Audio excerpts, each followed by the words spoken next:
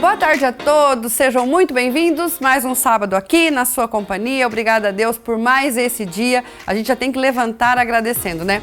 Hoje o programa tá cheinho, redondinho, papel e caneta na mão para você já anotar a nossa receita, que hoje a receita é de almôndegas nutritivas com a nutricionista Vanessa. E você aí na sala, você tá na sala? Já empurra a mesinha igual essa daqui, né?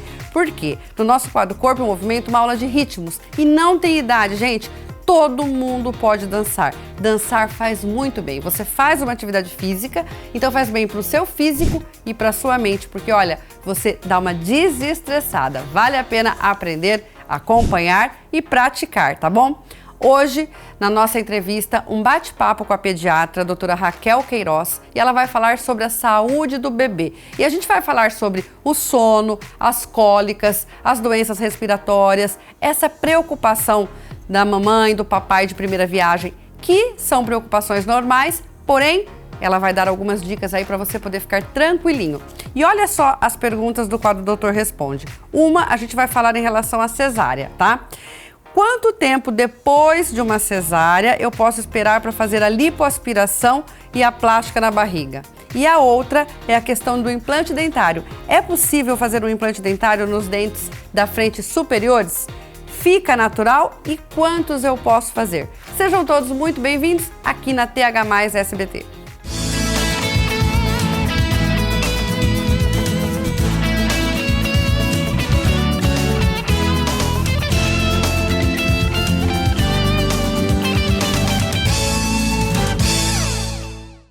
E hoje eu começo o programa com a doutora Raquel Quaresma, médica pediatra, que está aqui ao meu lado, para tirar algumas dúvidas dos pais de primeira viagem. Boa tarde, doutora Raquel. Boa tarde, tudo bem? Tudo bem, seja muito bem-vinda. Obrigada pelo convite. Imagina. Eu acho que quando você tem um bebê, principalmente quando é o primeiro, você sempre fica naquelas dúvidas, né? A gente tem algumas perguntinhas aqui, eu acho que todo mundo passa por isso. Existe alguma receitinha, alguma coisa assim, para você equilibrar o sono do bebê? Então, aí depende do momento do bebê, né? No primeiro mês, principalmente, eu falo que é um turbilhão de emoções, né? Tá no olho do furacão. Então, assim, a mãe fica muito aflita se tá indo bem na amamentação, se a criança tá bem amamentada, se tá ganhando peso. E nesse momento tem muito esterogestação, que o bebê não entende que não faz parte mais do ventre materno. Então, nesse momento elas se confundem. Será que tá chorando muito, não tá dormindo muito porque tá passando fome, ou é cólica, ou é disquesia, o que tá acontecendo?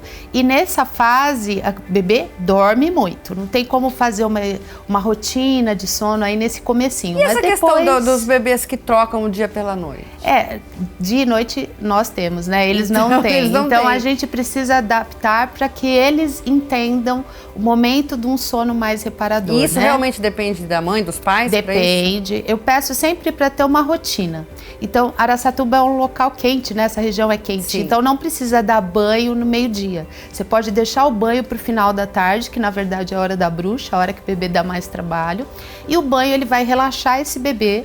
Aí, na sequência, você deixa um sonzinho. A gente tem os ruídos brancos, que lembram o momento intraútero, que ajudam para o sono também. E ter uma rotina de horário certinho todos os dias para tentar colocar o bebê para dormir. Tem que estar confortável e sem muito ruído e nem iluminação. Então, quanto menos luz, melhor. Às vezes a mãe coloca aquele abajurzinho de patinho, tal, fica bem em cima do neném e aí é um sono agitado. Então, pode fechar a porta, deixar só a frestazinha debaixo da porta que ele vai dormir melhor. Porque tem bebês que você escuta as mães falarem: ai, meu filho dorme a noite toda. E a outra fala assim: ai, o meu nunca dorme. Então, essa diferença não é do bebê, é todo aquele processo que vem por trás disso. Ou seja, são os pais fazerem essa adaptação com o tempo. E a gente que trabalha com criança sabe que, assim, às vezes a mãe quer uma receita para a criança ficar mais calma e mais tranquila, só que na consulta ela já está assim. A mãe já é agitada, então a família é agitada, o ambiente é agitado. Então não tem como você ter um bebê calmo, né? Ele vai entrando naquele ambiente. Cólicas também depende aí da mamãe? Então, as cólicas a gente fala que tem uma regra de 3. Começa a partir da 3ª semana, dura 3 horas e vai até o 3º mês. Então, isso acontece mesmo com todos os bebês? Então, não, na verdade acontece com uma minoria dos bebês. Só que as mães confundem tudo que acontece, elas botam na conta da cólica, Porque né? ele não fala, né? Exatamente. E muitas vezes não é cólica, tem mais a ver com a esterogestação do que com cólica, né? Então, aí entra os ruídos brancos também que acalmam bastante esse bebê. Entra o banhinho morno que melhora a cólica, melhora o desconforto. Algumas posições também ajudam para esse bebê melhorar a cólica. Na verdade, você falou uma coisa e agora vai para as mães mesmo de primeira viagem. Já chega agitada, né? A mãe tá agitada, a mãe tá preocupada e ela passa isso pro bebê. Por isso que normalmente o segundo filho é mais tranquilo. Eu brinco que assim, se a criança está tranquila, ela vai lá xeretar para ver se está respirando. Vai, exatamente. Já o segundo filho, você está tão corrida com tendo que dar conta do outro e de outros afazeres que é um bebê tranquilo, tem até mais aquela plagiocefalia, que é a cabecinha achatada do berço, porque é o bebê que fica lá tranquilo, né? Mas na verdade quem está mais tranquilo é a mãe. Bom, na questão agora da criança, para os pais terem um alerta. Qual seria o alerta que aquela criança não está tendo uma saúde mental muito legal, que tem alguma coisa errada, doutora? Então, atualmente a gente tem esses problema das telas, né? Então, eu sou a favor dos pais, tem que monitorar mesmo, tem que ter tempo de tela. A gente estava falando do sono, não pode ficar na tela uma hora antes, não é para mexer em celular, não é nem a gente também, né? Sim. Ainda mais as crianças que têm um período que seria aceitável aí. Então, eu acho que esses problemas mentais vêm disso, vêm do cyberbullying, né? Esses bullying virtuais aí que essas crianças têm sofrido. E para as mães estarem atentas em quais as redes seu filho está conversando, tem os problemas da pedofilia. Então, eu acho que assim, a saúde mental das crianças, a gente viu assim, depois do Covid, eu nunca mandei tanta criança para acompanhamento com psicoterapeuta. Aí vem os transtornos de ansiedade, os síndromes de pânico. Tem uma fase entre 1 e 6 anos que a criança começa a ficar com mais medo de dormir sozinha, tem mais medo, e também vem o medo de perder os pais. Então, nessa fase, também a gente vê a criança ter um pouquinho mais de transtorno de ansiedade, quando muda de colégio. Então, observar seus filhos, observar as vestimentas dos adolescentes, nesse calorão, ficar o dia inteiro de moletom. Você precisa ver se ele não está fazendo automutilação, o que está acontecendo, né? O que está acontecendo com essas crianças, e conversar mesmo. Olha, eu tenho uma pergunta aqui que acho que é diferente disso que a gente falou, né? Os sinais de alerta que a criança pode ter algum distúrbio mental. Aí é outra coisa aqui, né? Ou seja, que essa criança não esteja dentro de uma normalidade. Dá para os pais terem essa... Na verdade, no acompanhamento de puericultura, de rotina com pediatra, a gente olha se o desenvolvimento neuropsicomotor dessa criança está ok. Então, assim, a gente tem que ter um pouco de cautela, porque cada criança tem o seu tempo, mas tem os atrasos também, né? Mas também não é para virar o desespero. E que tem atrasos que são normais. Atrasos normais, e as mães já atrasou um pouquinho a fala, já começa a desesperar achando que é transtorno de espectro autista. Calma, que isso tudo tem que ser avaliado com cautela. É um transtorno de espectro, então tem várias vertentes, a gente tem que observar o todo dessa criança. O TDAH também, que a gente... Sim. Nessa agitação, será que a criança está agitada porque ela é proativa, é uma criança que é mais ativa na escola, ou realmente ela tem um transtorno de hiperatividade? A hiperatividade sempre vem em conjunto com o déficit de atenção. Então, essa criança, ela se comporta dessa forma só num ambiente, tipo só na escola? Será que não é da escola? Porque se for um TDAH, esse comportamento não é só na escola, é na natação, é no judô, né? No inglês, nas outras atividades, né?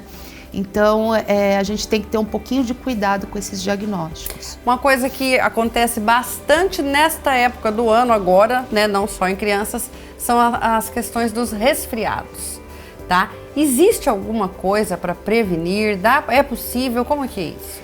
Eu costumo falar sempre a mesma coisa, que para prevenir os quadros infecciosos durante a infância, 3 coisas. Vacina, que infelizmente a gente está com essas taxas terríveis aqui na região, no Brasil inteiro. Vacina, imunização, uma boa alimentação e incentivar essa criança a fazer atividade física durante toda a infância. São essas 3 coisas, não tem fórmula mágica, não tem poção mágica, tá? Algumas coisas a gente pode fazer para tentar ajudar, entre aspas, mas a gente sabe que assim, às vezes a mãe quer que eu passe um medicamento para aumentar a defesa, eu vou ver a carteira de vacina, não deu a vacina da gripe porque alguém falou que vai fazer mal. Aí pega influenza. Né? Então, assim, eu acho que o principal seria isso, ter uma criança saudável, ter um estilo de vida saudável. Isso quem ensina são os pais. Então eu vou falar agora das infecções de garganta, tá? Vai falar pra mim também que o gelado também não vai piorar? Pelo contrário, quando a criança faz cirurgia de adenoamidalectomia, a primeira coisa que o otorrino fala no pós-operatório vai dar sorvete para essa criança. Mas aí é para cicatrizar, doutora Raquel. Para melhorar o processo inflamatório. Olha só. Cerca de 80% das amidalites são virais, não são bacterianas, tá?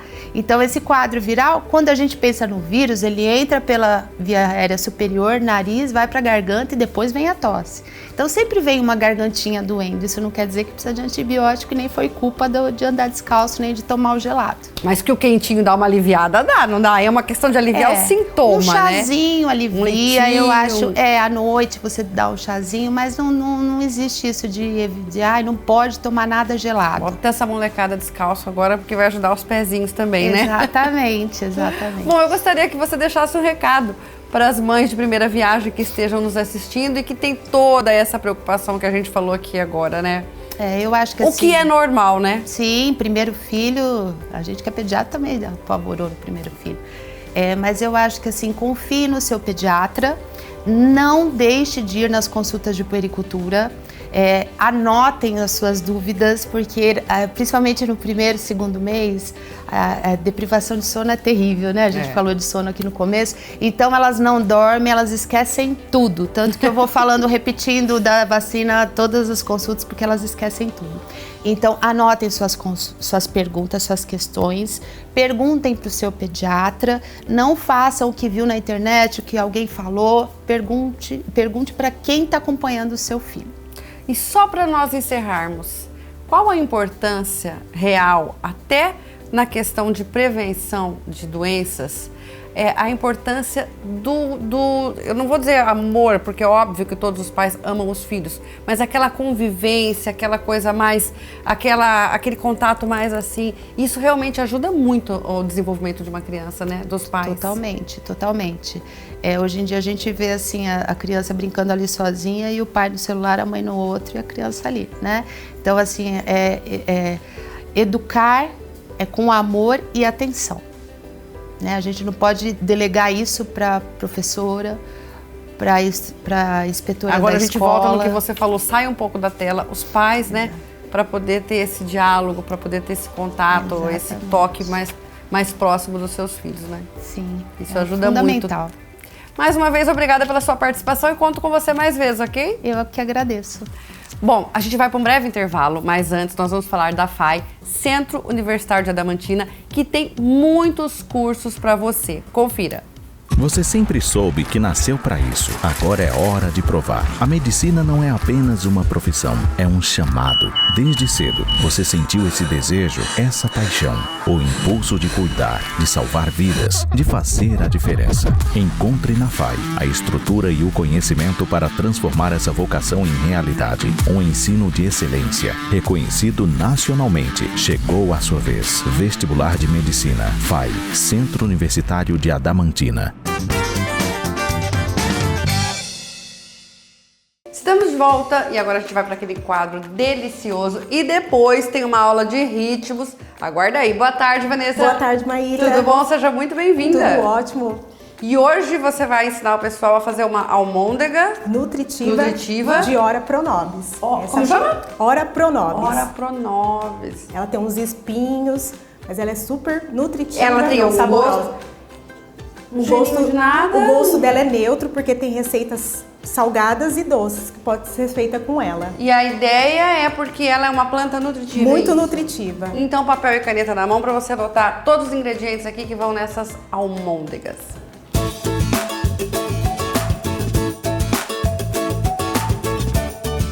Comer bem. Oferecimento.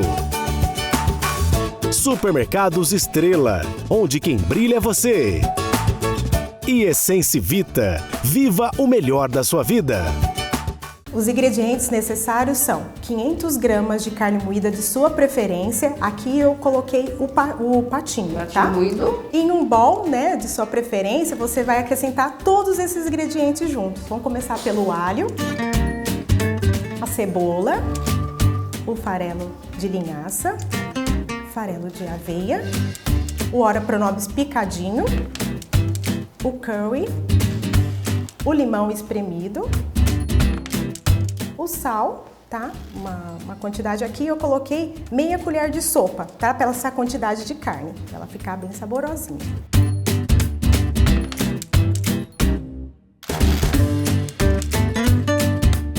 Bom, agora que você já misturou, tá tudo prontinho. Tudo prontinho. É só fazer as bolinhas, então? Só fazer as bolinhas e colocar na air fry.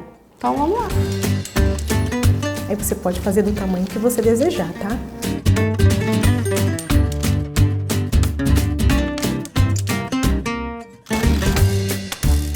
Nossas almôndegas nutritivas e saudáveis já estão aqui. Nós temos mais, mas a Vanessa fez com o maior carinho e capricho o meu almoço, ó, gente. Ela preparou aqui, colocou uma saladinha, batata palha.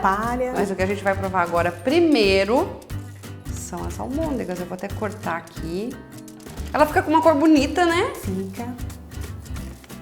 O que deixa... É o curry que deixa...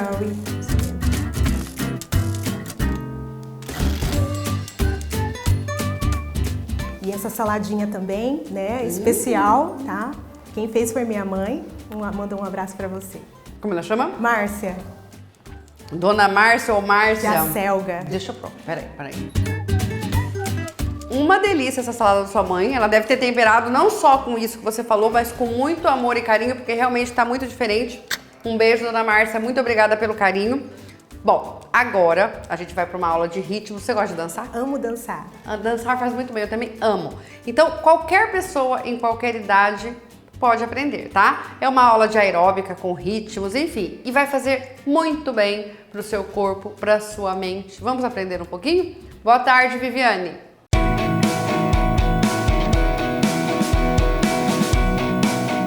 Corpo em Movimento. Oferecimento. Clínica Sampo, cirurgia plástica e odontologia estética. E Clínica Doutora Denise Chiquito, plantando cuidado, colhendo autoestima.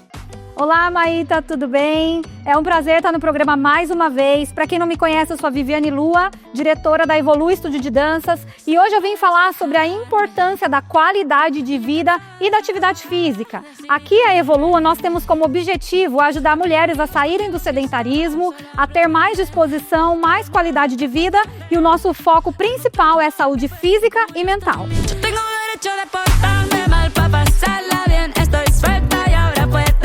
E hoje eu vou ensinar para você alguns movimentos que nós utilizamos na nossa aula aqui, a nossa aula Evolua Ritmos. E eu te convido também para participar das nossas aulas aqui. Então vamos lá, nós vamos iniciar com os braços em direção ao peito e o meu outro braço na direção lá em cima. Então as meninas vão acompanhar comigo. Vamos lá então, ó. Então, 2 para lá e 2 para cá. 2 para lá, 2 para cá. Para você que está me vendo de frente, eu vou fazer lado 1 e lado 2, ok? Quando eu falar lado 1, lado 2.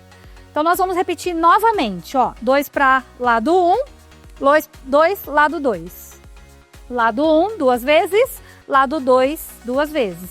Eu vou parar, vou abrir os meus braços, vou dar um salto, vou bater em cima e vou descer, levando os meus joelhos e os meus pés para fora, fazendo um agachamento. Então, na nossa aula, nós temos dança, uma mistura com aeróbico e com funcional também, tá? Então, nós utilizamos bastante exercícios de agachamento para tonificação do corpo todo. Então, vamos repetir mais uma vez essa coreografia. É o refrão da música Solteira da Shakira. Então, vamos lá aprender. 2 para lá. 1, 2, 3, 4, 5, 6, 7, 8. Abriu, dá um salto, bateu e desceu, escorregou, sensualiza. Olha as mãos na lateral do corpo e se joga. Eu tenho o derecho de portarme mal para pasarla bien. Estoy suelta y ahora puedo hacer lo que quiera. Se pasa rico soltera.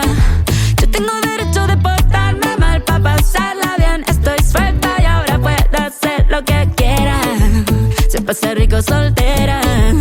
Espero que tenha gostado. E se gostou, segue a gente nas redes sociais, evolua.studio no Instagram, Viviane Lua, ou também no YouTube Viviane Lua. Te convido para vir fazer a nossa aula, tenho certeza que você vai amar. Vou deixar também o endereço, Rua São Roque, 127, em Araçatuba. Um super beijo, Maíta. Um super beijo para você que nos assistiu e até a próxima. Estamos de volta e agora a gente vai para o nosso quadro Doutor Responde com duas perguntas interessantes. Uma é em relação à lipoaspiração. Quanto tempo depois de fazer uma cesárea que eu tenho que esperar para fazer a lipoaspiração? E a outra é a questão de implante dentário, se é possível fazer nos dentes da frente superiores. Doutor Responde. Doutor Responde. Oferecimento. Visari, Hospital de Olhos, sua visão levada a sério. Oncocare, Oncoclínicas, cuidar sem limites, essa é a nossa essência. Laboratório Marlene Spier, pioneirismo e credibilidade desde 1969. E Cadre, Centro Avançado de Radiologia. Então vamos lá, a primeira pergunta quem responde é o Dr. Saulo, cirurgião plástico. Quanto tempo após uma cesárea eu teria que esperar para fazer lipoaspiração e plástica na barriga? Boa tarde, Dr. Saulo. Querida, tenho aqui a resposta para você. O recomendado para se fazer ou uma abdominoplastia ou uma lipo HD é de 6 meses a 1 ano. Por quê? Devido a aumento da mama na amamentação, certo? Alteração tanto na parte óssea, na parte da gordura, parte hormonal e a pele. A pele vai se retrair com 6 meses a 1 ano. Existe também a retração uterina. Essa retração uterina, ela é necessária para quê? Devido ao aumento do seu volume, certo? Isso também vai fazer com uma diminuição dessa proeminência que fica no abdômen inferior, certo?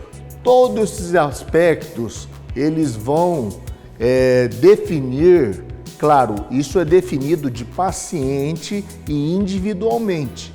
Todos esses aspectos vão fazer com que a cirurgia, depois de 6 meses a 1 ano, tenha um sucesso e um resultado melhor, ok? Respondido?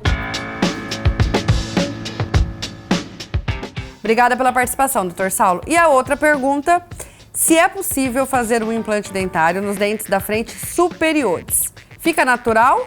E quantos eu posso fazer? Quem responde é o Dr. Eduardo Rocha. Boa tarde, Dr. Eduardo. Olá, Maíta. Sim, é possível instalar implantes na região anterior com a finalidade de repor dentes ausentes. A questão mais relevante é essa. Usualmente, o implante é posicionado para suportar uma prótese dentária, suportar uma coroa. Se há a ausência de apenas um dente, muito provavelmente este paciente receberá um implante. Entretanto, se há ausência de mais de 2 dentes, havendo, por exemplo, a ausência de 3, 4 ou mais dentes, provavelmente o paciente vai receber um número menor de implantes para suportar um número maior de dentes. Então, por exemplo, na ausência de 3 dentes, instalam-se 2 implantes para que o paciente receba 3 dentes que serão retidos e suportados por esses 2 implantes. Não é comum e não deve ser a conduta a instalação de um implante para cada dente ausente. Esse cenário não existe, ele já foi praticado no passado, mas é uma técnica superada. E hoje a colocação de um implante para uma coroa protética se dá apenas no cenário de ausências unitárias. E sim, o aspecto da prótese poderá ficar extremamente natural, especialmente se esse implante for colocado imediatamente após a extração de um dente com indicativo de extração. O dente pode estar fraturado, o dente pode ter ali algum problema mais clínico mais acentuado que justifique uma extração, mas se o implante for instalado na mesma sessão da extração, o aspecto da futura coroa protética será o mais natural possível, porque também está relacionado às características da gengiva ao redor da área do dente a ser colocado.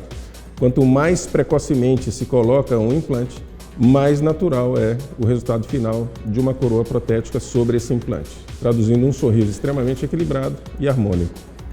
Espero ter contribuído com a dúvida do telespectador. Uma boa tarde a todos. Obrigada pela participação, doutor Eduardo. Chegamos ao final de mais um programa. Sábado que vem tem muito mais. E já sabe, né? A importância da atividade física, se alimentar corretamente, beber muita água, ter um sono tranquilo. Inclusive, mães de primeira viagem, vocês têm que estar tranquilas para que os bebês de vocês também estejam tranquilos. Espero por você sábado aqui na TH+ SBT. Um beijo, um bom final de semana. Tchau, tchau.